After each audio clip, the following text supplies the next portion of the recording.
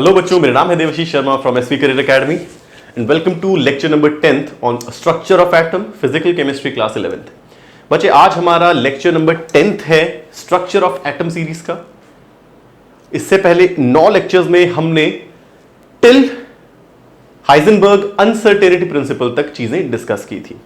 मैंने बोला था अगला लेक्चर हमारा बहुत इंपॉर्टेंट होगा क्योंकि इस लेक्चर में पिछले 9 लेक्चर्स में की गई सभी चीजों को हम एक क्विक रिवीजन देंगे, स्टार मार्क करके चीजें लिखेंगे जो आपको याद रखनी है, हमेशा याद रखनी है, which is important from numerical point of view. तो शुरुआत करते हैं आज के लेक्चर की। हम सारी चीजें हम फिर से रिवाइज करेंगे, क्विकली रिवाइज करेंगे ताकि मेमोरी आपकी फिर से रिफ्रेश हो हमने क्या क्या चीजें की, because this is my 10th lecture. Structure of atom का 10वां लेक्चर है और इसके आगे 5 से 6 लेक्चर्स और आने वाले हैं। तो basically will have 16 to 17 lectures.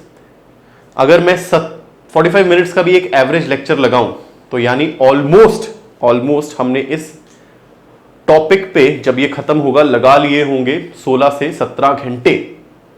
हमने 15, 16, 17 घंटे इस पे लगा दिए होंगे, which is more than enough to master structure of atom, right. अभी तक ज्यादा थ्योरेटिकल काम चल रहा है, हमने ज्यादा न्यूमेरिकल डिस्कस नहीं किए अभी तक। जैसे ही थ्योरेटिकल पोर्शन खत्म होता है, लास्ट के 2-3 लेक्चर्स सिर्फ न्यूमेरिकल्स पे होंगे, बहुत मजे आने वाले हैं। सारे जेई के हम पिछले प्रीवियस ईयर क्वेश्चन सॉल्व करेंगे, नीट एम सबके प्रीवियस ईयर क्वेश्चन सॉल्व करेंगे, इवन केवीपीवाई का। तो शुरुआत करते हैं आज के लेक्चर की। सबसे पहले हमने बात की थी पॉइंट नंबर 1 सब एटॉमिक पार्टिकल्स की। सब एटॉमिक पार्टिकल्स की ये डेटा आपको याद होना चाहिए। हमने बात की थी प्रोटॉन्स की, हमने बात की थी इलेक्ट्रॉन्स की और हमने बात की थी न्यूट्रॉन्स की, राइट। इन सबका चार्ज हमेशा याद होना चाहिए। प्रोटॉन पे +1.6 इंटू 10 की power -19 coulomb. Exactly same charge was on electron but negative था, -1.6 इंटू 10 की पावर -19 कूलम। न्यूट्रॉन्स वर न्यूट्रल तो चार्ज वॉज 0। इसी को लिखने का तरीका था -1 +1 एंड 0, राइट। साथ साथ इनके मासेस भी आपको पता होने चाहिए। इन सब एटॉमिक पार्टिकल के मासेस आपको पता होने चाहिए। प्रोटॉन का मास वॉज 1.67 10 की पावर -27 kg। सिमिलरली न्यूट्रॉन का भी यही था, 1.67 इंटू 10 की पावर -27 kg। इलेक्ट्रॉन्स काफी हल्के थे, 9.1 इंटू 10 की पावर -31 kg। ये डेटा रिगार्डिंग दी सब एटॉमिक पार्टिकल्स आपको कंठस्थ होना चाहिए, बिल्कुल याद होना चाहिए। मास वॉज इन केजी, मास मेरा किसमें था? केजी में। ये चार्ट हमेशा याद होना चाहिए। If you are studying structure of atom तो इन सब एटॉमिक पार्टिकल्स की ये डिटेल्स आपको हमेशा याद होनी चाहिए। चाहे नींद से उठा के कोई पूछे, ये डेटा आपको हमेशा याद होना चाहिए, राइट। और हमने क्या बात की थी? और हमने बात की थी शुरुआत में ना, फर्स्ट लेक्चर की बात है, ऐसी ऐसी छोटी छोटी चीजें चल रही थी हमारी। हमने बात की थी कैथोड रेस की, चीजें याद आएंगी। मेरी कैथोड रेज ही क्या थी? इन्हीं को मैं बोल रहा था इलेक्ट्रॉन्स। फिर हमने बात की थी एनोड रेस की। अब जिन्होंने लेक्चर्स ध्यान से सुने हैं, anode rays were not protons, याद आया? These were not protons. Anode रे प्रोटॉन्स कब दे रही थी? जब जो गैस हमने फिल की थी डिस्चार्ज ट्यूब या कैथोड रे ट्यूब में, इट वाज हाइड्रोजन। अगर हमने हाइड्रोजन के एटम्स लिए थे in the discharge tube, electron निकला, मुझे पता है यहां पर क्या है, इसके पास सिर्फ एक इलेक्ट्रॉन है, इसके पास सिर्फ एक इलेक्ट्रॉन है, एक प्रोटॉन और एक इलेक्ट्रॉन। इलेक्ट्रॉन निकल गया था तो बचा क्या? सिर्फ एक proton, because it has no neutron, right. फिर हम आए थे बहुत इंपॉर्टेंट चीज पे, पॉइंट नंबर 4 एटॉमिक टर्म्स हमने की थी। एटॉमिक टर्म्स पे हम आए थे। सबसे पहली हमने यहां बात की थी Z, which was atomic numbers, atomic number. This was number of protons, number of protons in the given atom. फिर हमने बात की थी मास नंबर पे. मास नंबर ये क्या था? Sum of neutrons and protons, neutrons plus protons. Sir mass number में इलेक्ट्रॉन की बात क्यों नहीं कर रहे थे? Because mass of electron was much less than mass of proton या mass of neutron. These were comparable. यहां से आप देखेंगे mass of proton is almost same as mass of neutron, और ये काफी हैवी है किससे? इलेक्ट्रॉन से. तो मास नंबर पे हम सिर्फ इसकी बात कर रहे थे. फिर हम बोल रहे थे किसी भी एलिमेंट को हम रिप्रेजेंट कर रहे हैं x Z A. X is symbol of given element. For example अगर मैं हीलियम की बात कर रहा था, मैं हीलियम को लिख रहा था helium 2 4, atomic number 2, mass number 4. Lithium की बात कर रहे थे तो इसे लिख लेते 3 6 एंड सो ऑन. तो हमने ये बात की थी. फिर हमने बात की थी आइसोटॉप्स की. आइसोटॉप्स क्या थे? सेम एलिमेंट जिसका Z इज सेम, यानी atomic number is same but mass number is different. इनको हमने बोला था आइसोटोप्स. इसकी हमने बात की थी और इसे बोला था दीज आर आइसोटोप्स. फिर हमने बात की थी आइसोबार्स की. आइसोबार्स में क्या था? डिफरेंट एलिमेंट्स जिनका एटॉमिक मास सेम हो, मास नंबर सेम हो. Atomic mass number was same and Z यानी एटॉमिक नंबर वाज डिफरेंट. कई एग्जाम्पल इसके किए थे. ये चीजें आपको रिफ्रेश होना शुरू हो गई होंगी. इतना मिटा दूं? ये सारी चीजें लिखनी है आपने, ये सारी चीजें लिखनी है. अगर आप रिव्यू नहीं लोगे टाइम टू टाइम किसी भी चैप्टर का, दिक्कत आएगी, चीजें भूल जाएंगी. खुद देखो, अभी पहला चैप्टर है केमिस्ट्री का और कितने नोट्स आप तो अभी भी बना चुके हो. इतने में तो 10वीं के केमिस्ट्री के 3-4 चैप्टर खत्म हो जाते हैं. चलो, आइसोबार्स की बात की. फिर हमने बात की थी आइसोटोन्स की. What were isotones? these have same number of neutrons. Same number of neutrons हो अगर अलग अलग स्पीशीज में, अलग अलग एलिमेंट्स में, तो उन्हें मैं बोलूंगा आइसोटोन्स. फिर हमने बात की थी आइसो इलेक्ट्रॉनिक्स. आइसो इलेक्ट्रॉनिक क्या थे? Number of electrons were same. अलग अलग स्पीशीज या अलग अलग आयंस या अलग अलग एलिमेंट्स जिनमें नंबर ऑफ इलेक्ट्रॉन सेम हो. एग्जांपल्स काफी किए थे. फिर हमने बात की थी आइसोस्टर्स की. चीजें याद आ रही हैं? आई गेस चीजें याद आ रही होंगी. आइसोस्टर्स वर डिफरेंट कंपाउंड्स या डिफरेंट स्पीशीज जिनके नंबर ऑफ एटम सेम हो. Number of atoms were same. फिर बहुत इंपॉर्टेंट चीज की थी GABCDEFGHI, isotopic number. Isotopic number इसे डिफाइन किया था difference between number of neutrons and number of protons. याद आई चीजें? यानी मेरा आइसोटॉपिक नंबर अगर मैं K से रिप्रेजेंट करूं, मेरा आइसोटॉपिक नंबर क्या था? Number of neutrons minus number of protons.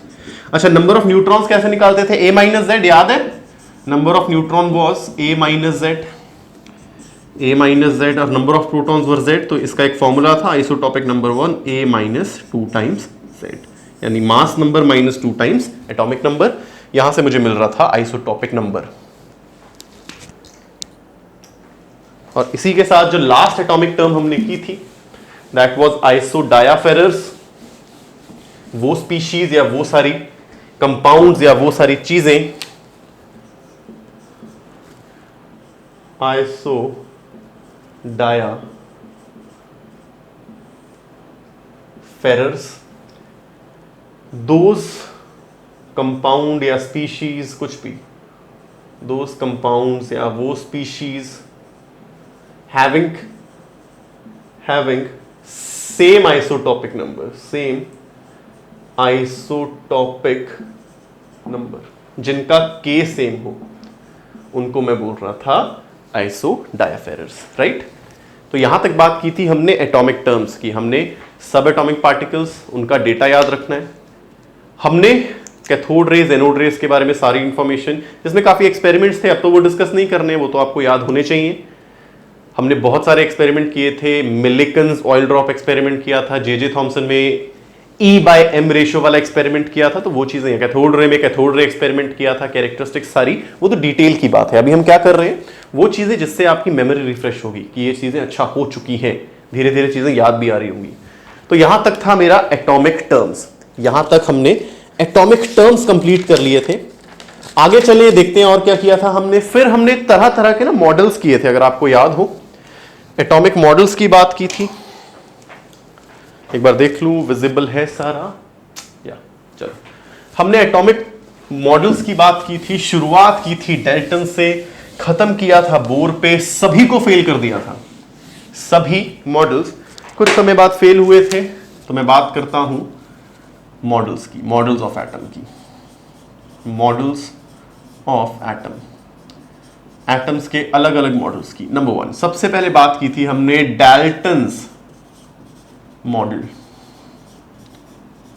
Dalton model की खास बात क्या थी, इसमें सब एटॉमिक पार्टिकल्स की बात नहीं की थी, यहां सिर्फ बोला गया था एटम्स आर फर्दर इनडिविजिबल, आगे इनको काटा नहीं जा सकता। नो सब atomic particle, electrons, neutrons, protons की बात नहीं हुई थी। नो सब एटॉमिक पार्टिकल, किसी इस पार्टिकल की बात की नहीं गई थी। इसके बाद हमारा आया था जे थॉमसन का मॉडल, जिसे हमने बोला था plum pudding model, plum pudding model, या फिर इसका नाम क्या था, वाटरमेलन मॉडल।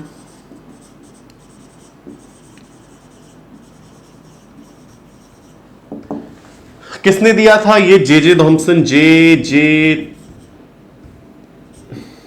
थॉमसन द्वारा प्रपोज था, जिसके लिए इन्हें क्या मिला था भाई, नोबेल प्राइज मिला था, एक नोबेल प्राइज विनर थे इसके लिए। ये पहला सब एटॉमिक मॉडल था, इट वाज सब एटॉमिक मॉडल। थोड़ा सा मैं याद दिलाऊं तो इसमें बात क्या थी, एक पॉजिटिव स्फीयर है और उसमें नेगेटिव चार्ज एम्बेडेड है, न्यूट्रॉन्स की यहां बात हुई नहीं थी। इसके बाद हमने किया था रदरफोर्ड एक्सपेरिमेंट, और जिसके बेसिस पे हमने किया था रदरफोर्ड का मॉडल, रदरफोर्ड मॉडल। इसमें पहली बार न्यूक्लियस की बात की थी, इसमें न्यूक्लियस की बात हुई थी, पॉजिटिव चार्ज और नेगेटिव चार्ज की बात हुई थी। बोला गया था सेंटर बहुत डेंस है और इलेक्ट्रॉन्स ऑर्बिट में घूम रहे हैं, ये सारी बातें हुई थी। अगेन ये फेल हो गया था, और इसके बाद हम आए थे बोर मॉडल पे, बोर्स मॉडल, बोर्स मॉडल पे आए थे।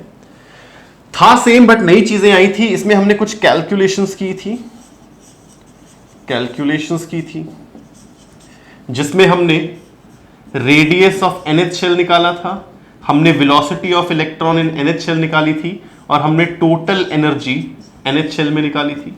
रेडियस की बात करूं तो 0.59 या 53, जिसको याद है वो बता पाएगा, जिसको याद नहीं है वो बता नहीं पाएगा।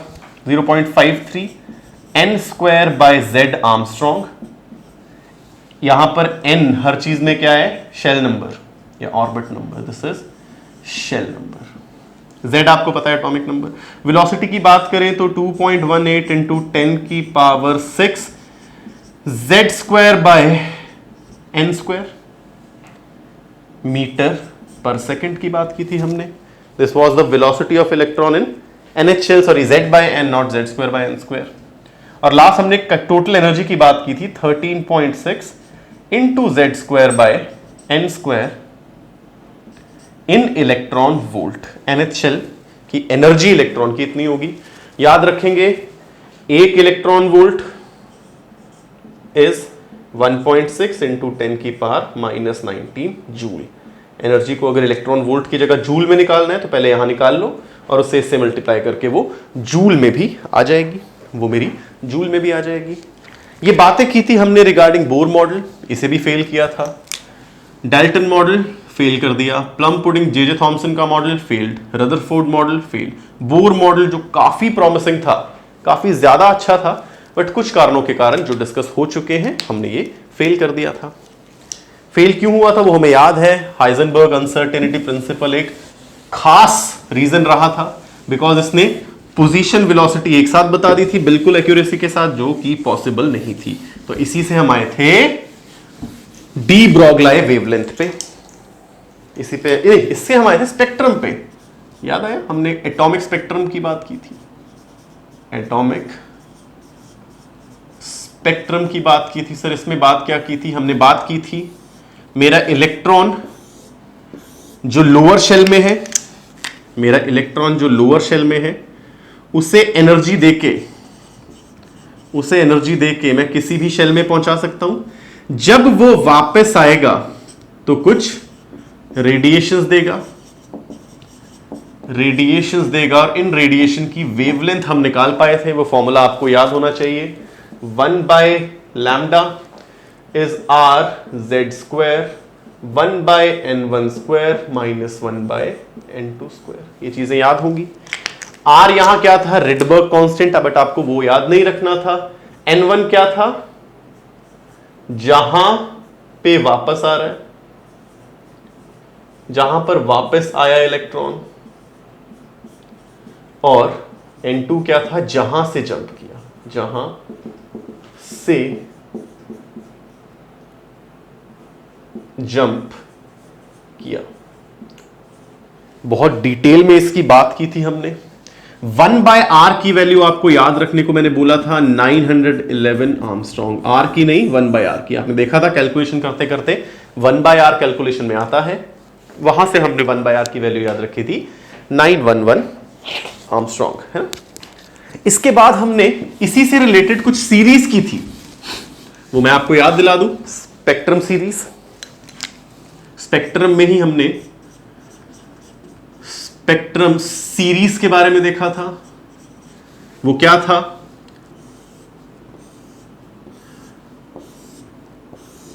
अगर मेरा जंप यानी इलेक्ट्रॉन कहीं से भी जंप करके वापस फर्स्ट शेल पे आ जाए, मेरा इलेक्ट्रॉन कहीं से भी जंप करके वापस फर्स्ट शेल पे आए, तो इसको मैंने बोला था लेमेंस सीरीज। जंप कहीं से भी कर सकता है, 2 से 3 से 4 से इंफिनिटी से, बट जंप करेगा कहां? वापस 1 पे। सिमिलरली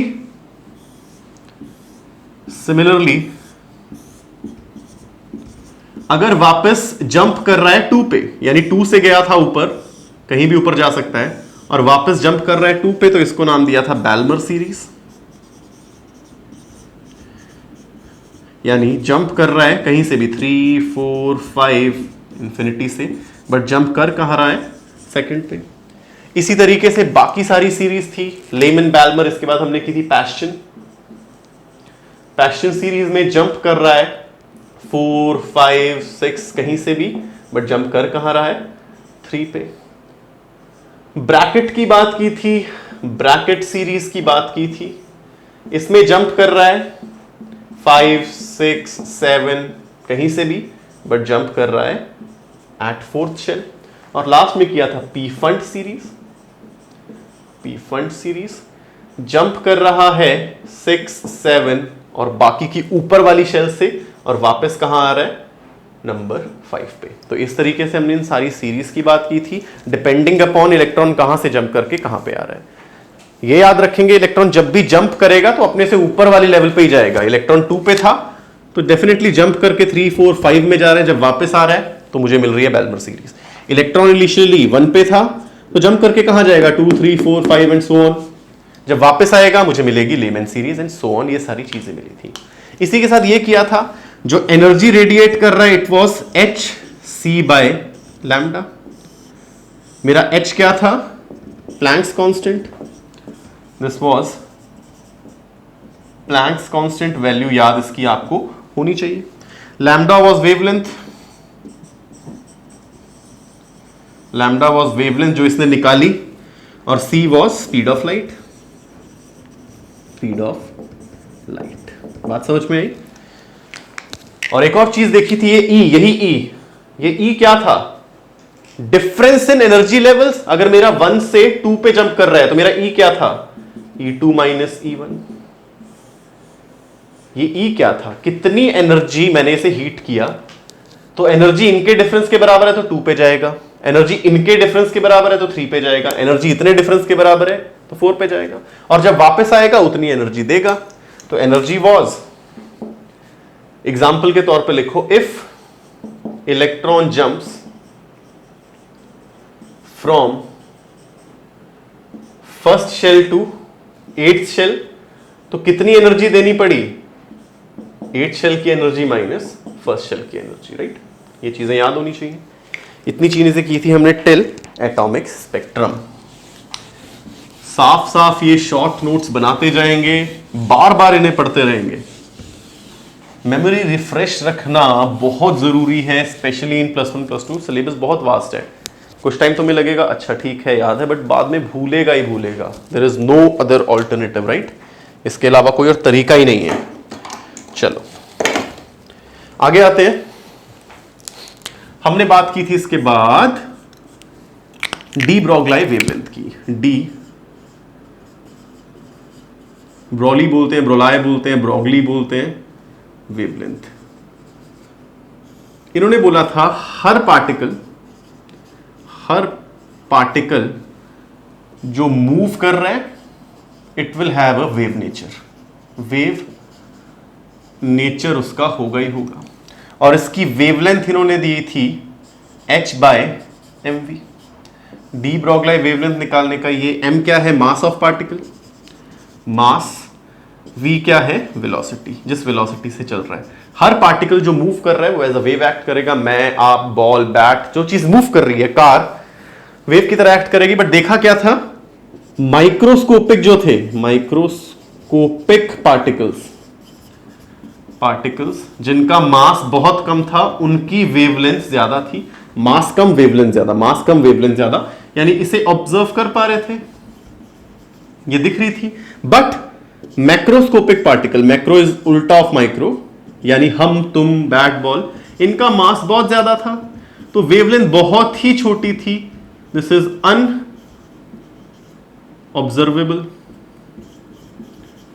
इसीलिए एसोसिएटेड सबके साथ है। बट हम बात किसकी करेंगे, माइक्रोस्कोपिक पार्टिकल्स की, इलेक्ट्रॉन्स की, प्रोटॉन्स की, न्यूट्रॉन्स की, अल्फा पार्टिकल की, एंड ऐसी ऐसी चीजों की हम बात कर रहे थे।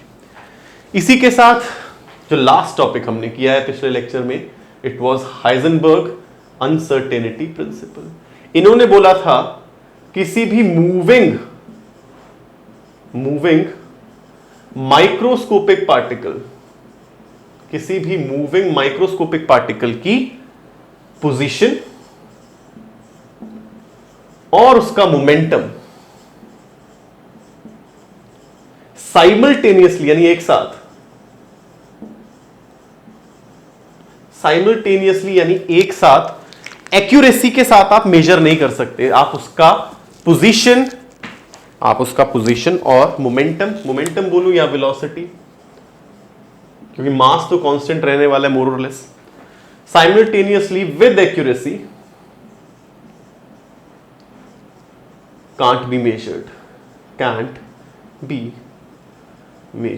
ये बात हमने की थी। बोला था मान लो डेल्टा एक्स एरर आपने किया, एरर इन मेजरिंग पोजीशन, और आपने डेल्टा पी या फिर M delta V, what is momentum, M V, तो डेल्टा पी यानी error in momentum is mass into error in velocity, error in momentum measurement.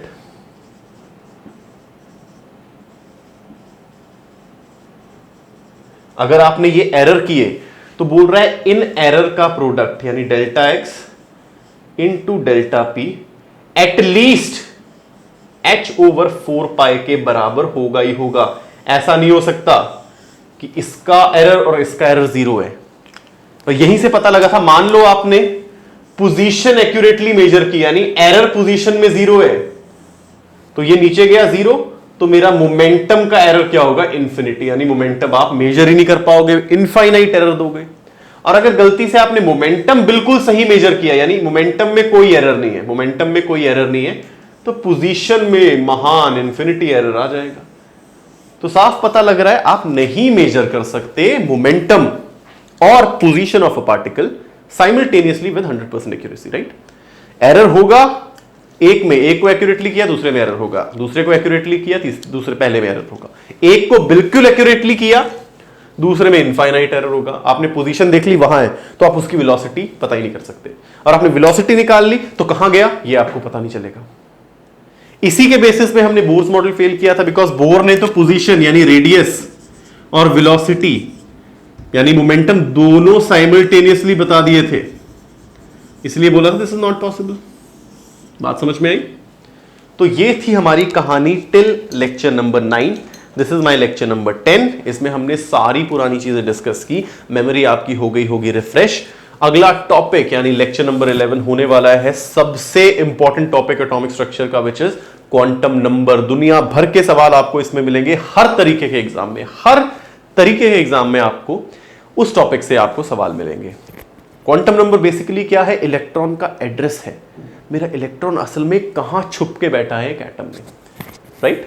तो करेंगे उन्हें डिस्कस अगली बार। तब तक के लिए मजे ले, पढ़ते रहें। जय हिंद।